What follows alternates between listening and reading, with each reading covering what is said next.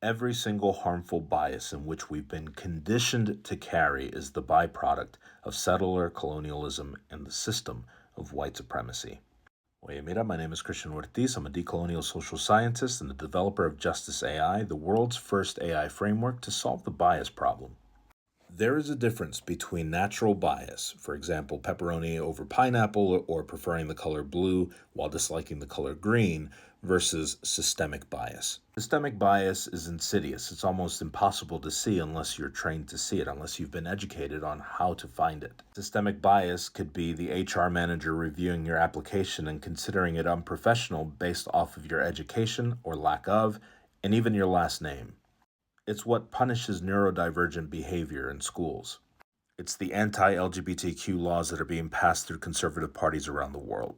It's what tells you that poverty equates failure, that migration equals threat, and that whiteness equals safety. It's how we prep and condition our daughters for marriage through the church. The machismo that tells your son don't be gay or play with dolls. Every time that you mock an accent, every time you mock a queer person, to the way we still treat women as property by saying, my love, my baby. A lot of you watching this video think that my hair looks too unruly or that my dangly earrings are a problem. Perhaps the way that I look doesn't match the way that I'm speaking to you.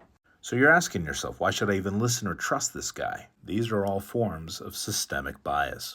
Colonization wasn't just about stealing land. It was about stealing minds and bodies. It was about normalizing the image of whiteness, demonizing black and brown skin. It created race, the social construct. Colonization didn't just strip the identities of black, brown, Asian, and people of the global majority. It also stripped people who were racialized as white from their European lineages. Because before whiteness was granted, people were Celtic, Slavic, and beyond. And each of those communities had ancestral ways of being, ancestral ways of doing things. Racism did not exist before colonization. The one thing that every single one of you need to remember is that when it comes to dismantling the system of white supremacy, whether you're seen as white, black, indigenous, Asian, or other, decolonizing our minds is the key from breaking free from this social programming. Because whiteness is a social construct, it has zero to do with biological identity. Whiteness is a system. This is why it's called the system of white supremacy. And this is why we are all the byproduct of this system, because we inherit it even without asking since birth. Which means it doesn't matter which community you come from. You are all the byproduct of the system of white supremacy, making you agents of white supremacy. Until you understand how this entire system works, only then will you be able to decolonize from it, to deconstruct and detach from it.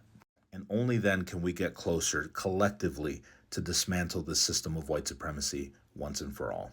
If you want to learn more about this work, you can follow me on this page or all across social media. I've got a ton of literature that I've published myself, especially weekly articles that I publish on both Substack and LinkedIn as well. Hell, I'm even decolonizing minds on Instagram threads. I'll see you there.